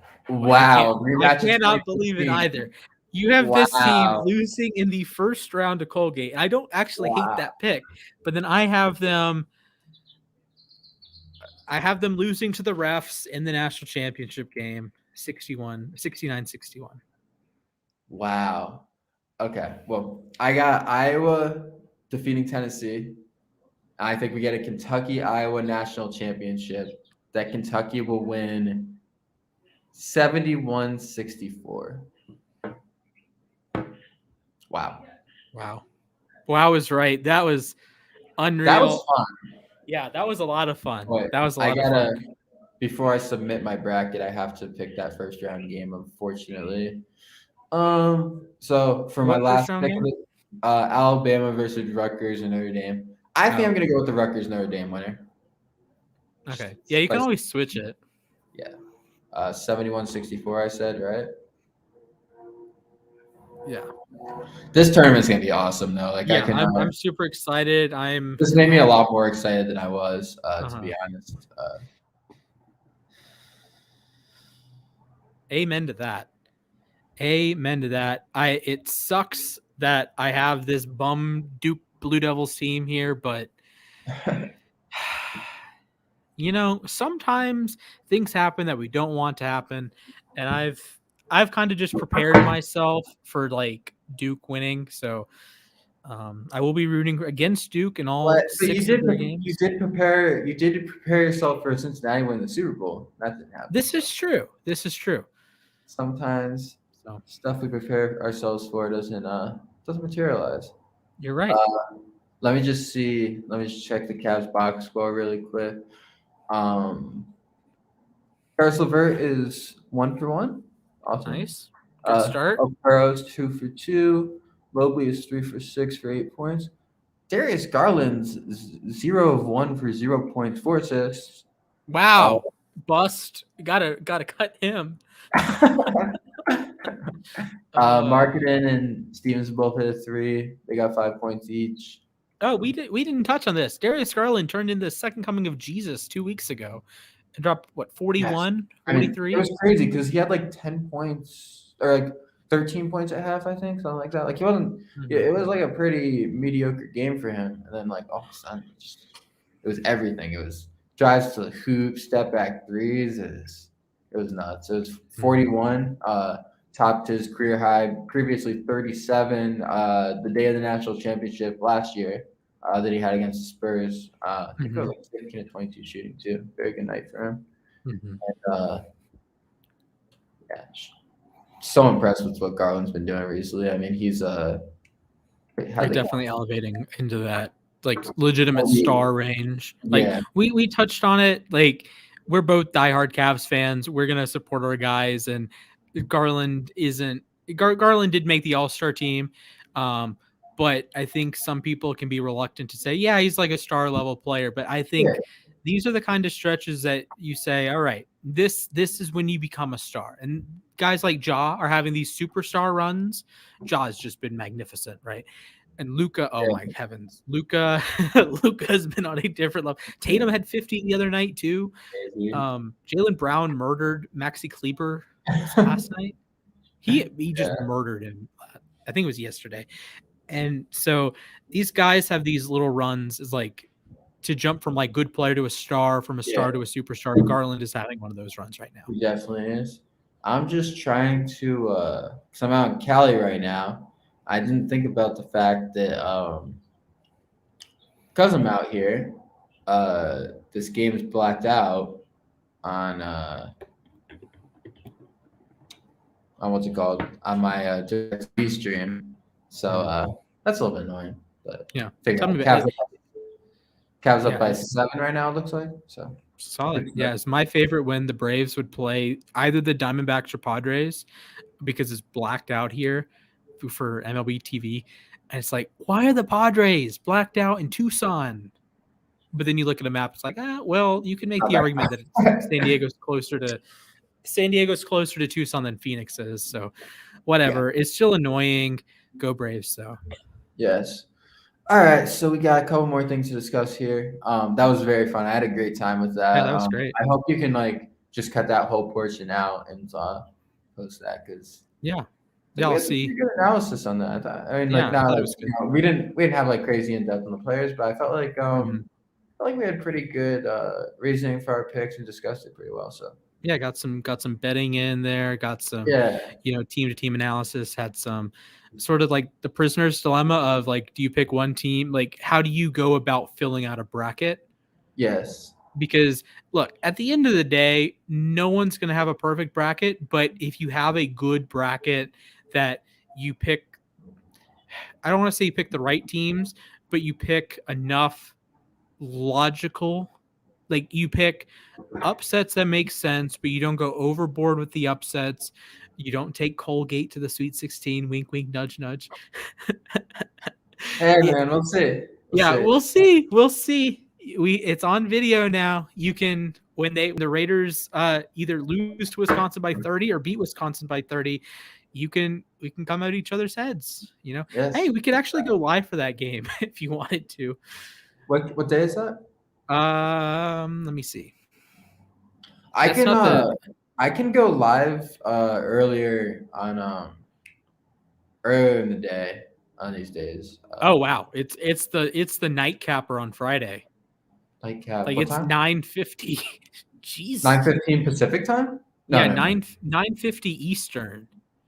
Oh, 9:50 Eastern. Okay. Oh Lord. I might be at what game? I might be at the Seton Hall TCU game during that time. Darn. Yeah. We'll figure it out though. We'll play it by ear. Okay. Either way, I'll probably be seeing. Yeah, and I'll try to get someone in the company on a live stream. Mm-hmm. Whether Thursday, Friday. I think March Madness is a great time to interact with sports fans. Yes. And there's so many of these games, and even recording our reactions, the Cavs game we watched, that was awesome. Yeah, that was awesome. Watching this, I guess we didn't watch the Super Bowl with Jack, but watching the NFC title game with Jack was great. Watching the divisional round with Jack was great.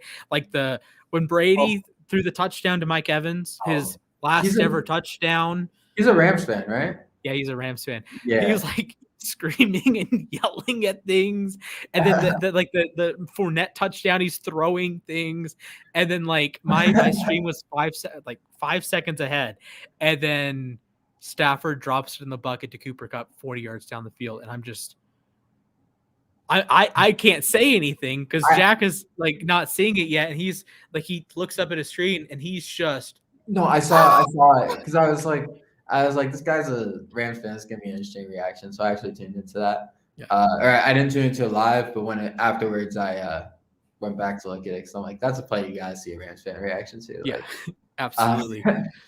But yeah, wild. I don't know if they're watching right now, but my friends Aaron and Casey can contest to this. We were out getting dinner the other night out here in Cali, and I said Brady's not going to stay retired. There's no way with the way this whole thing's been.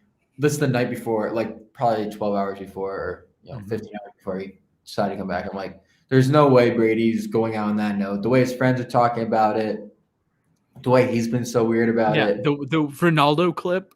Yeah. Did you see that? I saw it. There was so much stuff that was weird. I didn't think it was going to happen this year, but I was 8 weeks into the season, somebody's going to get an injury. He's going to force his way out of Tampa, was what I said. I said, somebody's going to get an injury. He's going to be I can take their spot. And then he's going to come. I did not. He was retired for 40 days. Crazy. He's a do madman. you think he starts week 1 with Tampa? I've heard some rumors, some rumblings that he's not. I'm pretty sure he starts week 1 at Tampa. Why wouldn't he? I don't know why he wouldn't either, but I think he's going to be in Tampa week 1. Are we in agreement on that? Yeah, I think if he's playing, he'll be available week 1. I mean, are you saying that he wants out? Like he's going to ask for a trade? Yeah, like there's a Nick Wright clip that he is like dead set on. Here's the thing. This is the He's last dead set. Contract year? What? Is this his contract year? Or does he have one more after this? I think he's currently like in between contracts, but it's like a under the table thing that he's going to come back to the Bucks, something like that. Like it's kind of, you know how Gronk has said that he wouldn't play for a quarterback other than Brady. Yeah. And like he would just retire. I think it's kind of like that Brady is. I think Brady wants it to seem as if it's either the Bucks or retirement, but there's some in the media, including Nick Wright, that thinks it's a different team other than the Bucks. He's thinking the 49ers. I just don't see, like, aside from the whole, Brady going up there, I don't see how the 49ers make sense. Now, on paper, it sounds great. Now, he could drop his nuts on Jimmy Garoppolo one more time. What? He could drop his nuts on Jimmy Garoppolo one more time and take his job. This is true, but, I mean, you got Trey Lance there. I mean, at some point, you got to see what that dude has, right? And what would you even trade for Brady? Yeah. Like I don't get it. I don't know why the 49ers would. What? Obviously, you want Tom Brady, but just doesn't make much sense compared to other situations, like the Colts, for example. Now, I don't think Brady would ever want to play for the Colts, but oh no, but imagine that he goes to the Colts, wins a ring, and is like, "Hey, Peyton, it took me 1 year to tie you." You know what? He would definitely say that too. Yeah, I should do that in Madden. I should like have this superstar 2K or something, and I should just go around to different teams and say, "All right, I'm just gonna like break a record or win a Super Bowl or do something that certain star player never did." Like, I don't know, go to the Cardinals as a wide receiver and win a Super Bowl and like say, "Eat that, Larry Fitzgerald," or go to Carolina and be like, "Hey, Steve Smith, I'm gonna break your receiving yards record in one season." Ha ha ha.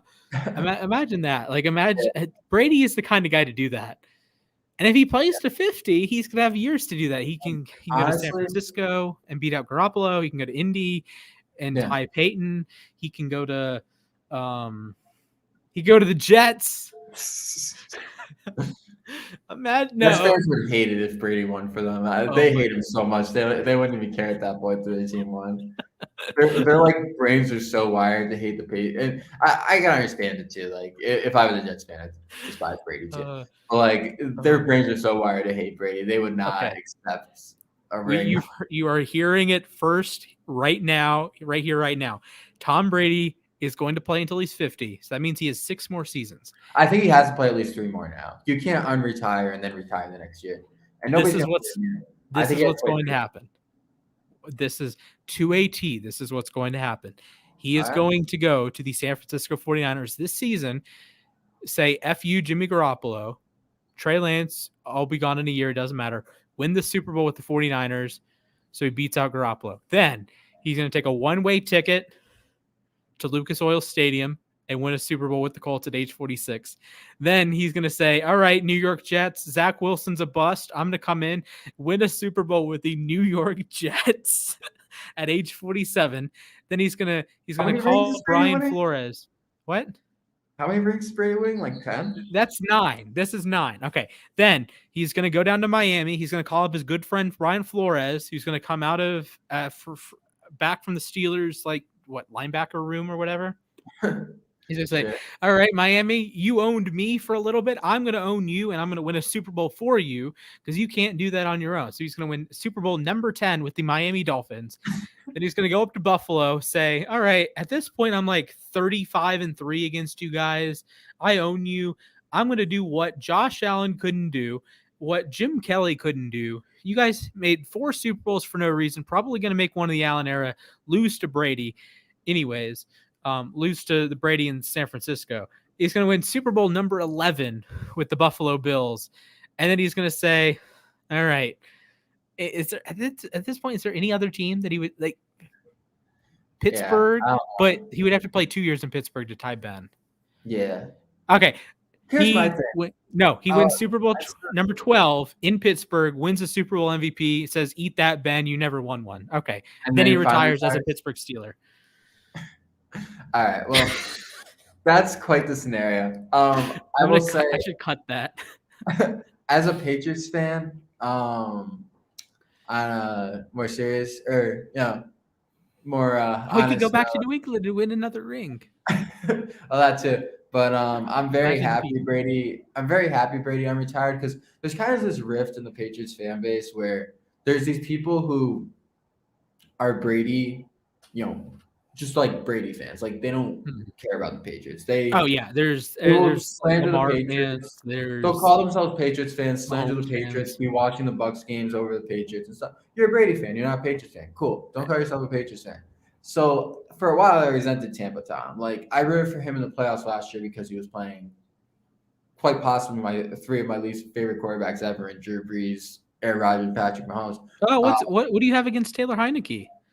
I like Taylor Heineke. I was referring to the other three. Yeah. A lot of out of respect. Those are three amazing quarterbacks, but just like rivalries and stuff. Mm-hmm. And I've hated the Saints since Bounty Gate. It's just my opinion. So I was rooting for him because of that. But the last couple of years, it's been like I was obviously rooting for him this year when they played Buffalo and stuff. But it was kind of like a thing. Like it was like he left us, and I didn't want to see these Patriots, quote unquote Patriots fans, happy. And towards the end of that Rams game, I was like, damn, like. This is like the Brady comebacks that I like grew up, loving. And I found myself rooting for them, even though I really like this Rams team. I had fun watching them win the Super Bowl. I want to see this. I'd be lying if I said I didn't want to see the Bucs win that game. So I'm very happy. I was so upset when he retired because I was like, damn, I really went out like basically rooting against him those last couple of years. So, as my favorite athlete ever, I'm very happy he's coming back. Wait, you're sure it's not Kevin Pangos? Come on. We have to have one Kevin Pangos reference. Yes. But I'm happy Brady's coming back, and I can I'm not gonna be one of those Patriots fans who's going crazy over supporting him, but I'll celebrate him more than just like ignoring his games basically. Because that dude did everything. Not he did so much for the Patriots franchise, and for sure blowing this game. So, two things. First of all, I think part of his unfinished business is having a 0-1 record against one Lamar Jackson. So, they play you guys this year? What? Yeah, exactly. Up in Baltimore. And I got a question for you. Okay. How many times has Tom Brady played the Arizona Cardinals?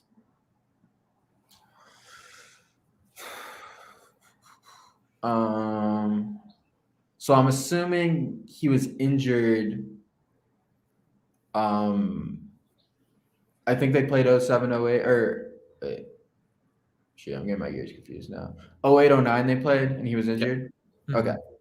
Yeah, Matt Castle went into actually, I don't remember if that game was in University of Phoenix Stadium, but they won by 40. You guys won by 40. I think it was 47-7. I talked to family about that because I think they would talk about how like damn like they beat that team and they lost and then they went to Super Bowl. I'm sorry, but damn, Garland's playing. Do you remember the Jets Cardinals game that year? It was like 49-35. Brett Favre on the Jets. He went off. Yeah, he went bonkers. Anquan Bolden or Kurt Warner tried to kill Anquan Bolden with the pass over the middle. Yeah. And Darrelle Revis like decapitated him. Yeah. That's crazy. I'm trying to think. So he would have played the Cardinals. Did we play the Cardinals opening week in his first season? In the first season he started? I'm trying to think. That would have been 01-02, right? Brady's first start. He did not play them in 2001-02. So, wait. No, so it would have been 2000, 2001 we would have played the Cardinals. Then 2004, 2005, I'm assuming he played the Cardinals. Yes, that's one. Okay. And then I remember we lost in 2013 to the Cardinals. Yeah, We 2012, 13. 2012, 2013. We lost, covered an onside. No. The Cardinals fumbled at the end, and Gostkowski missed a game-winning kick. I remember that. Yes. And then 2016, 2017, Jimmy G beat them. Yep. But Brady didn't play.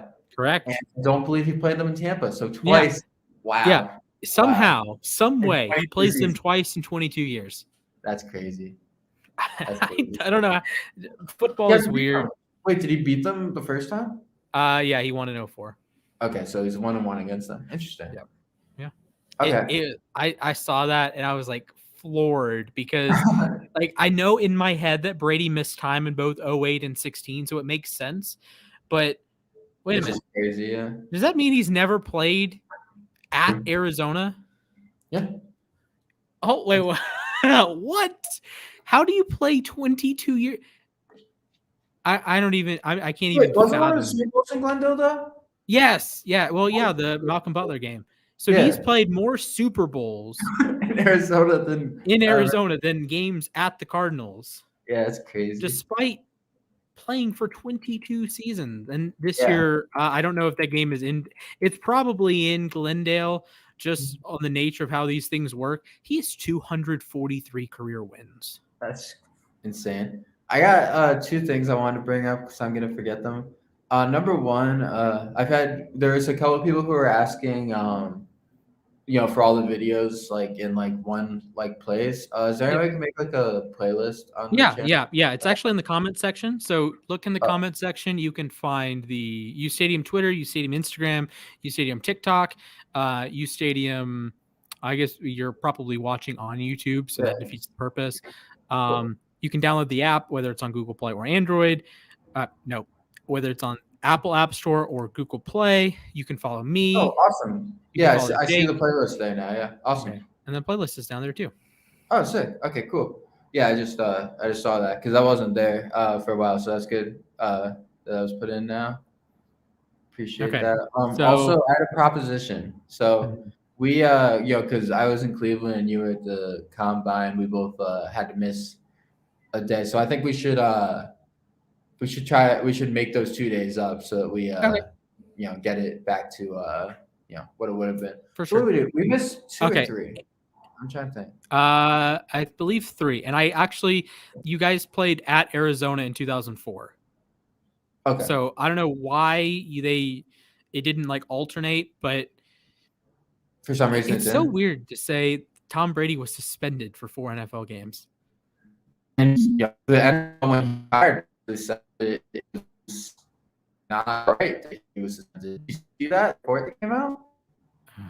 So weird. That fake thing was also weird, and I felt like it was just to destroy the Patriots' credibility. But look at this, man. I really hated that 2016 Patriots team. Do you know why? Just one specific reason. Because you idiots blocked one of Justin Tucker's kicks. He would have been perfect if not for you was it Hightower jumping over the line or Jamie Collins jumping over the line and blocking a kick? Would have been perfect. 39-39. Interesting. I'm trying to find. Shoot, I can't find it. And I remember Nick Spano he hates the Ravens. I think deep down he hates the Ravens. There was we kicked a field goal. Like we settled for a field goal and he's like, nope, you can't settle for field goals against Brady. Next play, Chris Hogan, 75-yard touchdown. Wow. That's funny. All right, so I guess we could Cavs are down 45-43. This is not good. Considering the Clippers are missing Reggie Jackson and Marcus Morris, but Garland's just not doing anything. I think we should end talking. I mean, we could talk a little bit about LeBron. I gotta go. Yeah, we can touch on LeBron. We can wrap it up. LeBron's just like congratulations, LeBron. 30,000 points, 10,000 rebounds, 10,000 assists. Only guy in those clubs. Only Jason Kidd has more than 8,000 rebounds and 8,000 assists. That is just. I know LeBron's stats get just kind of stupid at a certain point because the longevity and the starting immediately out of high school. Yeah. And like, I get it, but it is truly video game numbers that he's going to have. He's going to be second in scoring at the end of the year. He has 10,000 rebounds. He has 10,000 assists. Let me just put it to you this way. He is a guy that will not be remembered for being an elite scorer of the basketball, but he will be number one in scoring next year, probably the beginning of the 2023-24 season. Just to put that into perspective, this is like saying Nolan Ryan wasn't a strikeout artist, but he ends up with the most strikeouts ever. Yeah. Barry Bonds wasn't a homer run hitter, and he ends up with the most homers ever. And it's not like LeBron's ever like went into interviews saying he's a scorer. Like LeBron's made it very clear throughout his career, I'm not a scorer. Like, yeah, I can put the ball in the hoop very well, but I'm not a scorer. Like that's not what LeBron prides himself on. Right. I mean, we've seen in big moments LeBron make the right play over the, trying to make the flashy play. A lot of people hate that. A lot of people say he can't be the greatest because he makes those plays. I think that's a big part of why he's the greatest, is because he's smart. Which is BS, because when MJ made those plays, it was the best play. But I digress. That's also true. Yeah. Yeah. Who hit the shot in 93? Oh, John Paxson. That was not Michael Jordan. Yeah. Steve Kerr, he hit a big shot. Yeah. I digress. But yeah, I'm very happy for LeBron that he's been able to make something out of this year. The Lakers probably play some of the worst style of basketball I've watched in my life, but LeBron's at least bringing some excitement to that team, so good for him. For sure. All right, before we go, I have one question for you. I want a yes or no answer. Will LeBron James win the scoring title? Yes. Yeah, I agree. Yes. All right, thank you guys for watching. We are almost at the 2-hour mark. It flies by, honestly. It does. We've got to do another one this week. Love to, if you got time. We can try to do one Thursday or Friday with March Madness games. Saturday, Sunday too. Those are available. I think Thursday we're wide open. Saturday night. Yeah, so that'll be fun. Yeah, I was on a. Did I tell you about I flew from Phoenix to Indy at like 12:50 in the morning? Yeah. How was that?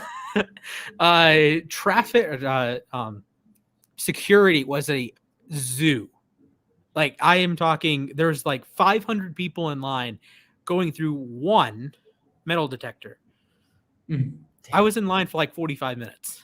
That's crazy. But thankfully I got to the airport like an hour before I needed to. So I had like 2 hours to get through security and had all the time in the world. And like guy in front of me actually was a Ravens season ticket holder. Really? He was furious. Well, you were there for the combine and stuff. So like he was just it was just happenstance, I guess, that he wasn't even flying to Indianapolis. Wow, that's crazy. Yeah, and he's like really mad because his flight left at like 12, and like I'm cool because I have an extra hour than he does, but he's like cursing out the TSA agents. I'm like, calm down, bro. Yeah, that's always awkward to see. And then there was like one couple that's like, hey, our flight leaves in 10 minutes. Can we jump in front of you? And I'm like, sure, whatever. I don't think it helped them at all, considering it took another half hour from that point. It's one of those things where people are probably like stressed and stuff, and they're like, this is not me. Yeah. So I'm like, yeah, sure, whatever. You can go ahead. So anyways. Surprisingly, I had a little bit of a cold for a while. It actually came up last stream, but I think it's again fine. I didn't, so I was happy with that. So. All right. Well, it was another great show in the books. Make sure you drop a like on the stream, subscribe to the channel for more awesome content. Ring a ding ding that Jordan bell, that notification bell. I need to come up with a Cavs. Huh? Gotta write that time. Yeah, I need to come up with a Cavs player named Bell. Like, I just go looking through the history books of the Cavs. So I need to figure something out. Download the uSTADIUM app. You can download it in the description on YouTube. You can follow me on Twitter and Instagram. You can follow Jake on Twitter and Instagram. You can follow the app on Twitter and Instagram and TikTok. I hear they post some fire content over there. You can look at the playlist if you want to go back and watch the first few episodes of these. They're a little on the timely side. So, if you do, cool. If you don't, cool. But it's there. It's there for you. So make sure you check out some of our other content. We've been firing up a lot of shorts lately. We had some of our best YouTube days ever. We have the Sonny Carton show on Fridays. We have the Play Action Podcast Wednesdays. We have the Sports Desk on Wednesdays. The Fantasy guys are either going, I think they're going tomorrow. They might be going later tonight, but my phone is dead, so I don't know. Anyways, Jake, any last words? No, thank you guys for watching as always. Always pleasure doing this. So yeah, absolutely. Hopefully we get one in soon. Yeah. And with that said, go Cavs. Go Cavs.